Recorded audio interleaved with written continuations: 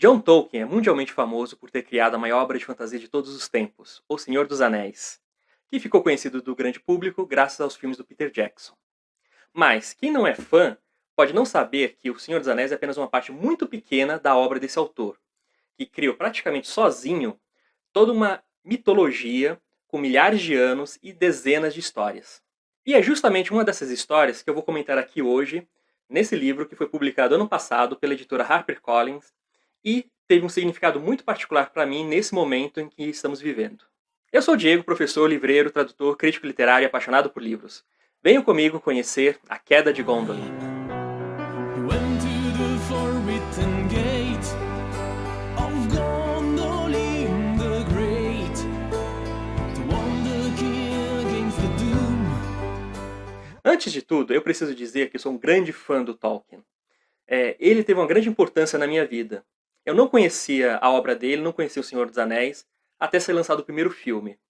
E quando eu assisti no cinema, quando eu tinha 16 anos, e era só um nerd magricela, lá do Itaim Paulista, extremo leste de São Paulo, eu fiquei encantado.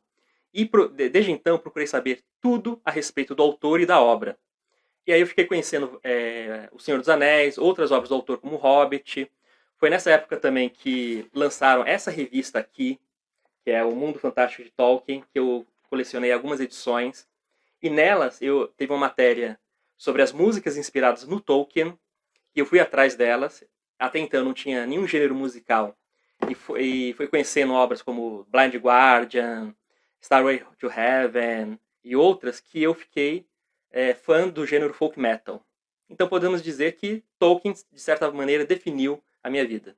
E desde então, eu procuro comprar todas as obras do autor que saem aqui. Como vocês podem ver na minha estante, inclusive essa edição aqui raríssima das cartas do Tolkien, que está esgotado e faz parte da minha coleção particular. Mas já fazia algum tempo que eu não lia nenhuma das obras dele. Isso não por falta de interesse, mas porque a minha vida nos últimos tempos tem sido tão corrida com trabalho, doutorado e outras preocupações, que quase não tem me sobrado tempo para ler. E eu tinha priorizado leituras mais rápidas, mais leves. E as obras do Tolkien não merecem uma leitura rápida. A complexidade da mitologia que ele criou, a beleza das palavras que ele emprega, praticamente obrigam você a fazer uma reflexão sobre cada página que ele escreve. Tolkien definitivamente não é um autor para você ler no ônibus. Mas, com a quarentena, eu finalmente tive algum tempo, então decidi voltar ao Tolkien e escolhi essa obra aqui, que eu já tinha comprado há quase 2 anos, quando saiu do lançamento, e estava na minha lista dos livros que espero a minha leitura. Como a história é muito complexa, com várias ramificações por todas as eras da Terra-média, eu não vou detalhar ela aqui. Quem é fã do Tolkien já conhece. Eu vou apenas falar um pouco das reflexões e do impacto que a leitura desse livro me causou nesse momento.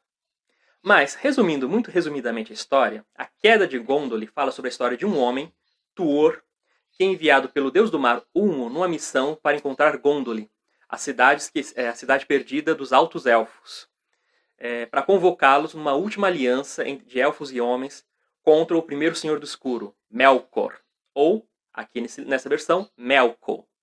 Depois de passar por várias aventuras, Tuor finalmente consegue encontrar Gondolin e ele entrega a mensagem do deus Ulmo para o rei da cidade, o Turgon. Mas Turgon recusa-se a abandonar a segurança de sua cidade, ele prefere continuar escondido com todo o seu povo, pouco se importando com o que acontece com os homens e elfos do mundo exterior. Tuor, então, decide continuar em Gondolin, onde ele se torna um homem de confiança do rei e até se casa com a sua filha, Idril. E os dois vão ter um filho, o Erendil, que vai se tornar um personagem muito importante na mitologia do Tolkien, mencionado até mesmo no Senhor dos Anéis. Enquanto isso, o Senhor do Escuro finalmente encontra Gondolin e lança todos os seus exércitos contra ela. E Gondolin, então, perece nas chamas dos dragões e Balrogs do Senhor do Escuro. Apenas uns poucos sobreviventes da cidade, liderados por Tuor, conseguem escapar. Essa, em linhas gerais, é a história da Queda de Gondolin. Uma coisa muito legal desse livro aqui, dessa edição, é que ele contém todas as versões dessa história criadas pelo Tolkien e que foi editado pelo seu filho Christopher. O Tolkien era um autor muito perfeccionista, então ele nunca estava satisfeito com uma versão da história. Então ela voltava várias vezes, reescrevia o mesmo trecho até ficar satisfeito. E é isso que dá um sabor especial a essa edição, porque ao ver as diferentes versões da mesma história, que muitas vezes tem trechos totalmente diferentes, ou dá uma ênfase maior a determinados eventos em umas histórias do que em outras, né? É como se você tivesse pegado uma compilação de mitologia nórdica ou grega e visto diferentes versões de diferentes fontes da mesma história. E é isso que torna mais crível, né, a ideia da Terra-média como uma mitologia própria, não como uma invenção de um único homem. E o poder descritivo do Tolkien, sua capacidade de tirar a beleza das palavras, aqui nessa edição, é preservado de maneira magnífica. Vou só dar um único exemplo de uma passagem quando Tuor encontra o deus do mar Ulmo, e a onda veio em sua direção, e sobre ela havia uma névoa de sombra. Então, subitamente, ao se aproximar, ela se enrolou e arrebentou e se precipitou para a frente em longos braços de espuma. Mas onde ela arrebentara, achava-se de pé, escuro em contraste com a tempestade nascente, um vulto vivo de grande estatura e majestade. Tuor então curvou-se em reverência, pois lhe parecia que contemplava um poderoso rei.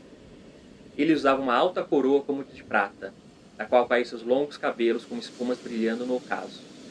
E quando lançou para trás o manto cinzento que pendia sobre ele como uma névoa, eis que trajava uma cota reluzente, justa como as escamas de um peixe enorme, e uma túnica de verde escuro que brilhava e tremeluzia como um fogo do mar, à medida que ele caminhava devagar em direção à terra.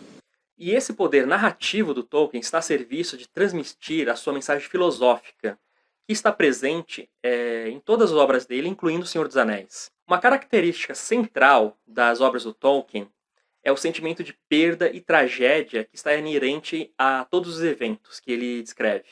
Tolkien foi um soldado na Primeira Guerra Mundial, e ele vivenciou todos os horrores da guerra e perdeu quase todos os seus amigos nela. Então, um tema que está muito presente em todas as suas obras é o tema da tragédia e da perda que não pode ser reparada. Na Terra-média não existe magia que possa restaurar o que foi destruído. E, bem, acho que esse tema da perda é muito relevante para esse tempo que estamos vivendo, né, de pandemia. Uma das coisas que mais me impressionou na leitura desse livro foi como as decisões que tomamos, achando que estamos preservando o que temos, né, na verdade só contribuem para a perda do que mais amamos posteriormente. E então, lendo sobre a queda de Gondolin, né, eu fiz um paralelo com o coronavírus. Eu sei que o próprio Tolkien não gostaria que as suas histórias fossem vistas como uma simples alegoria, mas acho que o poder de uma história é nos fazer refletir, né, e aplicar as lições que ele tenta nos passar para a nossa experiência. Assim, a situação que mais me impressionou, por assim dizer, que mais me fez pensar, foi a cadeia de eventos e decisões que levaram à queda de Gondolin. O deus Ulmo, nessa história, aparece como a voz da sabedoria, a voz das decisões corretas, que se fossem seguidas, poderiam causar um grande problema, um grande sofrimento no presente, mas garantiriam a felicidade no futuro. Mas o rei élfico Turgon, como muitos de nós, estava por demais apegado à sua tranquilidade, à sua comodidade, e se recusava a ver o mal que estava crescendo ao seu redor. Em vez de tomar medidas preventivas, se preparar para um sacrifício agora, para no futuro preservar o que ele mais ama, ele permitiu que o mal crescesse ao seu redor, um mal que finalmente destruiu a ele e tudo que ele ama. Isso é muito diferente do que vemos hoje em dia, com as pessoas ignorando os alertas da ciência e fingindo que basta ignorar o perigo que ele não vai aparecer, e essa decisão para elas posteriormente vai cobrar um preço muito caro. Bom, pelo menos essas foram minhas reflexões da leitura desse livro, nesse momento muito particular que estamos vivendo. Se eu lesse esse livro em outro momento da minha vida, talvez minhas reflexões fossem outras. De toda forma, eu fiquei muito feliz de voltar a reler Tolkien, um autor que foi fundamental na minha vida e na construção da minha visão de mundo. Tem outras obras dele aqui que estão na minha lista de próximas leituras, entre esses, Beren Lúthien, que é uma das histórias mais importantes do legendário do autor, e quem sabe eu não consiga lê-lo antes de terminar a quarentena. E essa foi mais uma resenha do nosso canal. Gostaram? Se gostaram, já sabem, né? Comente aí, dê um like, compartilhe e até a próxima.